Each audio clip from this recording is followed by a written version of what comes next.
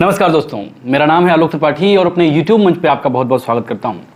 दोस्तों, मोदी जी अमेरिकी यात्रा पर गए हुए थे और अमेरिकी यात्रा खत्म होने के बाद अब वो इजिप्ट की यात्रा पर हैं। दोस्तों, जब से मोदी जी ने अमेरिका की स्टेट विजिट की है, दोस्तों स्टेट विजिट किसी भी दो देशों के बीच सबसे हाई लेवल की विजिट होती है। हालांकि मोदी 2014 से अमेरिका कई बार जा चुके, लेकिन ये मोदी की पहली स्टेट विजिट थी।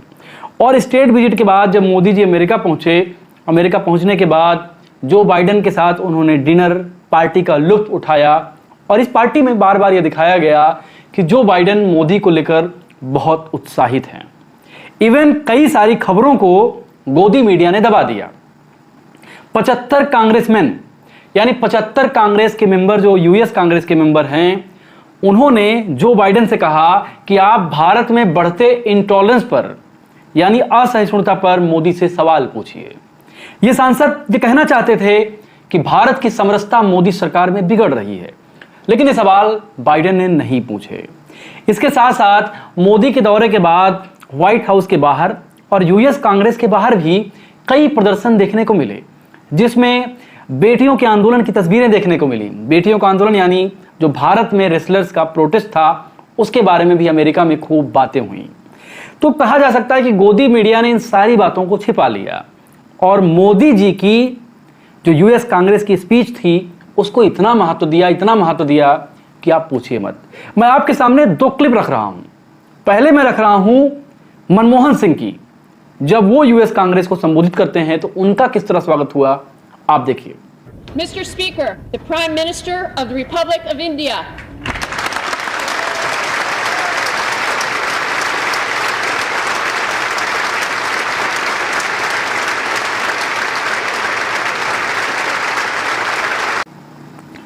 और अब देखिए मोदी जी का किस तरह से स्वागत हुआ, ये भी आप देखिए।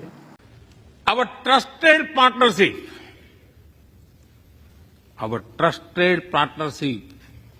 is like the sun in this new dawn that will spread light all around. इन दोनों वीडियोस में आपको सिमिलैरिटीज मिलेंगी। आपको यह लगेगा कि यूएस भारत को इतना भाव क्यों दे रहा है। तो जो सबसे बड़ा सवाल है, आज के वीडियो में हम ये जानने की कोशिश करेंगे कि क्या अमेरिका वाकई में भारत को बहुत ज्यादा भाव दे रहा है। क्या अमेरिका का भारत के प्रति उमड़ा प्यार वास्तविक है, नेचुरल है, या इसके पीछे कोई सेल्फिशनेस है। एक कहावत है दोस्तों, कुछ लोग प्यार कर ही नहीं सकते हैं। वो प्यार तभी करेंगे जब उनका कोई सेल्फिशनेस होगा, और अमेरिका इस खेल का दादा है। अमेरिका लगातार लंबे समय से वैश्विक परिप्रेक्ष्य में, ग्लोबल पर्सपेक्टिव में ऐसा कई देशों के साथ करता आया है। आपको अपना ही पड़ोसी देश पाकिस्तान याद होगा। अमेरिका ने किस तरह से भारत की आजादी के बाद पाकिस्तान को इंडोर्स किया, भारत की खिलाफत की। लेकिन आज पाकिस्तान जब इकोनॉमिक क्राइसिस से जूझ रहा है तो अमेरिका नहीं खड़ा होगा। अमेरिका का इतिहास रहा है, इराक को अमेरिका ने बर्बाद कर दिया, अफगानिस्तान को अमेरिका ने बर्बाद कर दिया, ईरान को बर्बाद करने की कोई कसर नहीं छोड़ी। आईएसआईएस से लेकर अलकायदा को बनाने वाला कौन है? निश्चित रूप से अमेरिका है। यानी आतंकवाद, पूरे विश्व में झगड़े, लड़ाइयां करने में सबसे बड़ा रोल यदि किसी देश का है तो वो देश अमेरिका है। और अमेरिका ऐसा करता क्यों है? क्योंकि अमेरिकन कंपनीज हथियार बनाती हैं। अमेरिका विश्व में सबसे बड़ा हथियारों का एक्सपोर्टर है, और यदि लड़ाई झगड़ा युद्ध नहीं होगा तो उसका हथियार कैसे बिकेगा।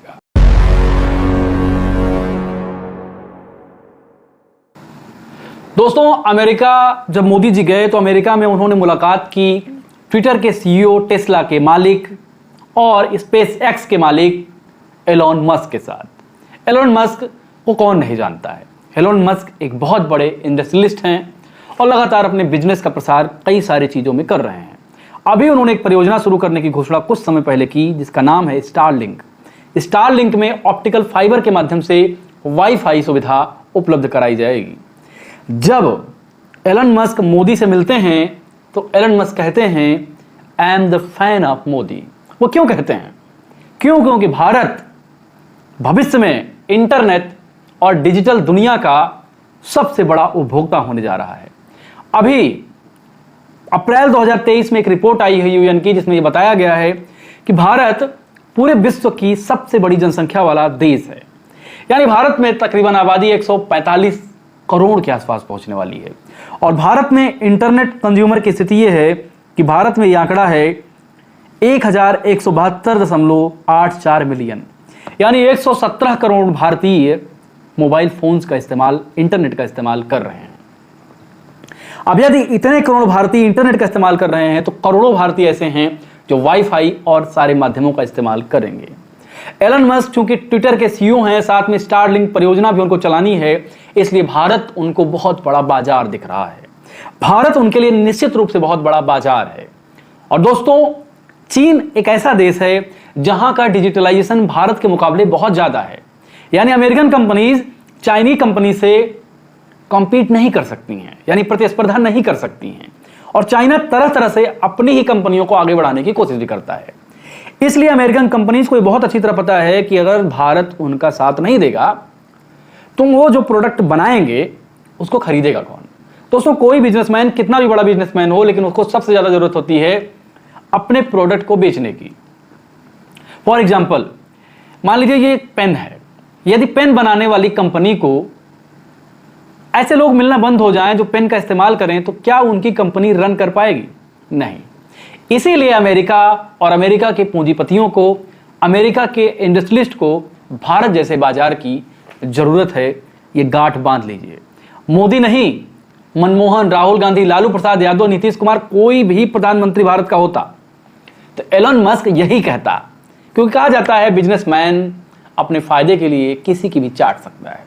मैं बहुत चीप लैंग्वेज इस्तेमाल कर रहा हूं, लेकिन ये एक यथार्थ है।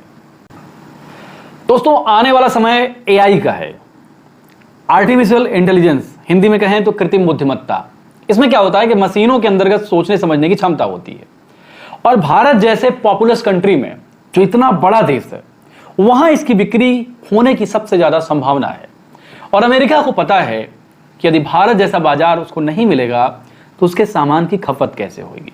तो मोदी को जो सबसे ज्यादा प्यार मिल रहा है, इतना ज्यादा उनको दुलार मिल रहा है, उसका मुख्य रीजन, सबसे मुख्य रीजन ये है, मार्केट, मार्केट और मार्केट। इसको समझने की आवश्यकता है।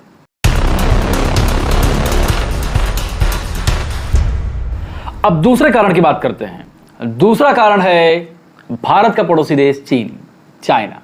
अमेरिका को अच्छी तरह पता है कि आने वाला समय चाइना का है, और यदि भारत को चाइना के बरक्स नहीं खड़े करेगा अमेरिका, तो शायद चाइना उसको कंपीट करते हुए आगे निकल जाएगा और अमेरिका की बादशाहत खतरे में आ जाएगी।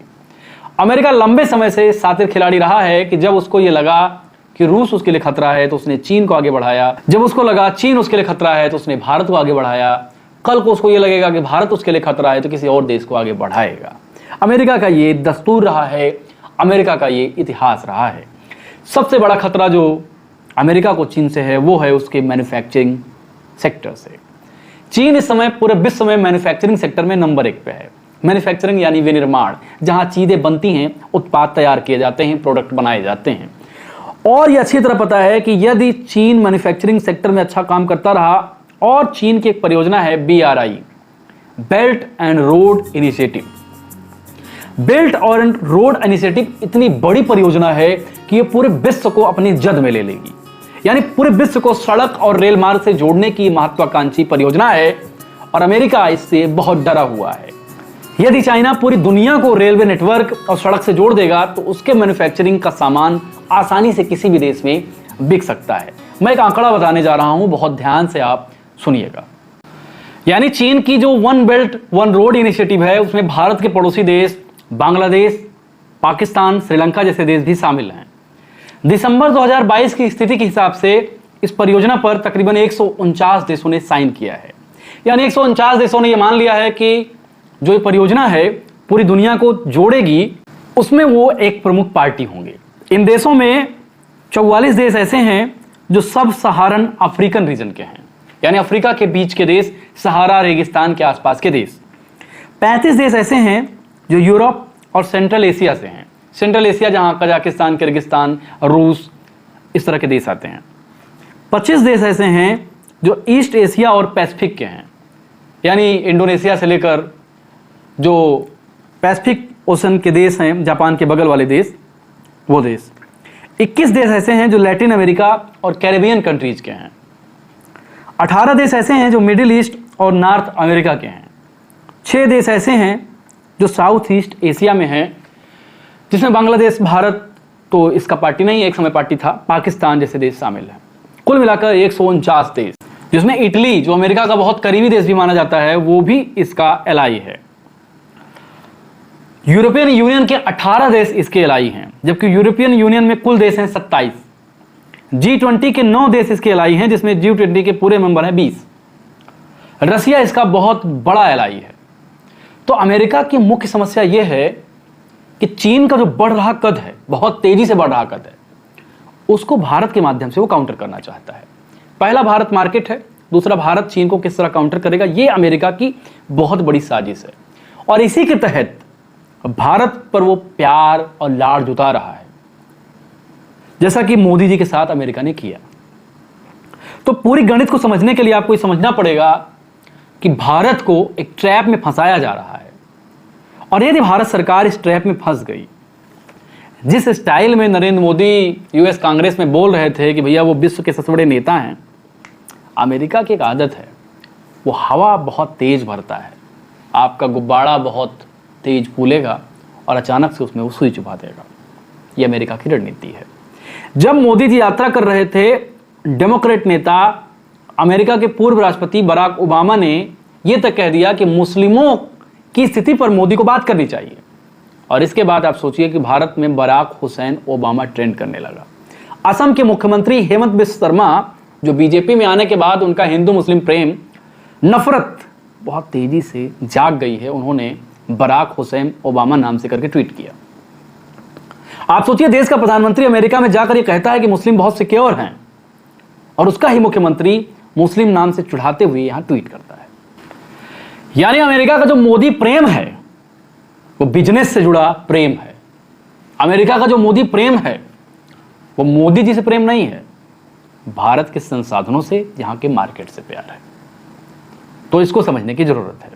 गोदी मीडिया ने कई सारी चीजें नहीं दिखाई, जैसे मोदी जी का विरोध हुआ, 75 सांसदों ने मोदी के खिलाफ कैंपेनिंग की, कई सारे मानवाधिकार संगठनों ने व्हाइट हाउस के बाहर प्रदर्शन भी किया, लेकिन इसको किसी गोदी मीडिया ने नहीं दिखाया, ना दिखाएगी। लेकिन हम कोशिश ये करते हैं कि आपके पास बेहतर साक्ष्य के साथ आपको एक ऑब्जेक्टिव न्यूज मिल पाए, साथ में उसका एनालिसिस भी मिल जाए तो और अच्छा है। मेरी एक अपील है आपसे, आप चैनल पर नए हो तो सब्सक्राइब तो करें ही, अपने कुछ दोस्तों में भी इसको शेयर करें, क्योंकि आपकी आवश्यकता हमको है। आप हमारा साथ देंगे तभी हम चैनल को और आगे ले जा सकेंगे, ताकि एक ऑब्जेक्टिव एनालिसिस का मौका मुझे भी मिल पाए और आप तक अपनी बात में सहजता से पहुंचा पाऊं। आज के लिए इतना ही, विदा लेता हूं। नमस्कार।